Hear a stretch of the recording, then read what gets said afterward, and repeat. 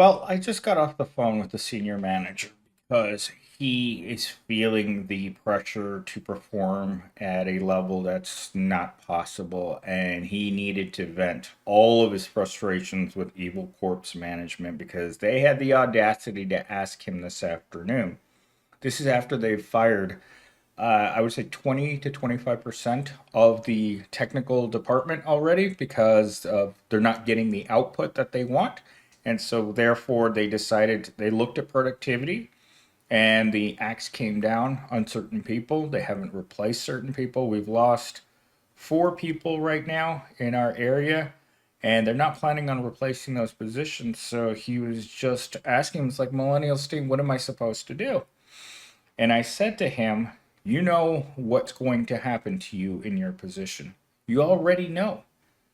The senior manager position has been fired every year for 4 years. And if they're asking you Friday afternoon why more work isn't getting done, they're making it your responsibility. And then you look at who's available to do the work, and there's no one that's available. There's literally everyone is being worked to the bone, including myself. Like today was one of the busiest days I've had in tech support in my entire life. And the reason why I'm making this video, the whole reason why I am doing this right now, not because I want to, I already put up a pre recorded video for today, but because I got a really strange phone call from the guy that's responsible for the entire server network of this entire corporation. He calls me up at around 10 o'clock in the morning and he says, Millennial Steam, what do you think if the corporation was listening to people like us? Because he also makes humor where he's unfiltered, crazy, conspiracy nut kind of guy, but he talks a lot about work. And I told him, you mention your company's actual name and you will not be working here for very long. They will find a reason to get rid of you. And he kept asking me about my channel and how I've been doing. He had more questions for me about personal streaming, podcasting, and privacy than any person who's ever asked me in my entire life. Like, he almost felt like they're onto me, Millennial Steam. They're watching me and they're listening to me. And I'm like, dude, stop being paranoid. But the conversation went on for like 20 minutes. And again, this isn't a person that I would consider to be a friend of the channel, even acquaintance of mine at work. This is a person that I only talk to when I absolutely have to because of his extreme views on poverty. We have discussed this on many occasions. This is a person that believes that people choose to be poor, choose to not be successful financially or even relationships, that people choose to fail at life. And I'm like, you know what? This life for most of us is already pre-made for us. It's already what the outcome of our life has very little to do with our immense effort to try and better ourselves. I'm a person with one of the highest levels of responsibility that I can imagine. Today, I mean, I was getting crunched to the bone. And at the same time, I'm in meetings. I have people in my office. I have the big boss. I have the president in my office. Like, even at some point, the president of my area came down and he's like, the Gen Z needs to do more. I know this is a rant video, by the way, just so you guys know.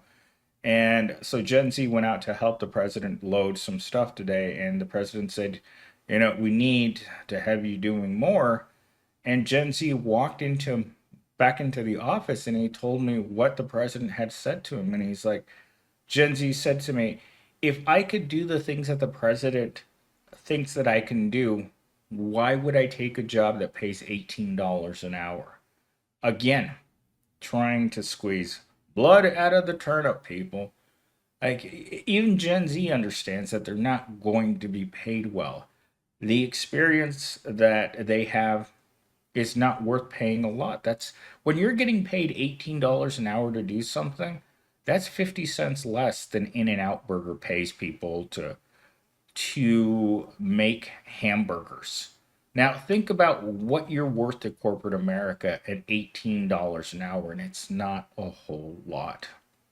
But again, they expect to get the most productivity out of their employees as humanly possible.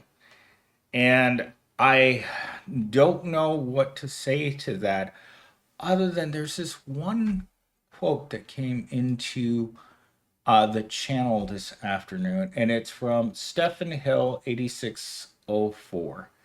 Everything in the world is about getting it on, except getting it on. Getting it on is about power. Quote from Oscar Wilde.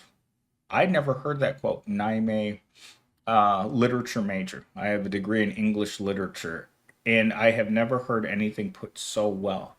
We bust our hump all week long so we can have relations with Susie Rottencrotch at the end of the week. And guess what? I'm not going to get any Susie Rottencrotch. All I'm going to get is I have to be at work early Monday morning because I have to be at a specific location for a specific event that I don't want to go to. And yet, again, my position is not technical support. And yet, here I am being forced into a situation where I'm going to be around hundreds of people at an event. And I had a teacher today who came to my office this morning, one of the most incredible ladies that that I've met at my current job. Of course, she's married. Orientation questionable. But still, she's still a lady, and having her around was just like, I bent over backwards. No pun intended, people, but again, she looks at me, she looks at my job, and she's like, she was sitting in our office today when they were having an executive meeting with all of the workers, and she just looks over at me and she says, Millennial Steam, are you listening to this? This is all BS.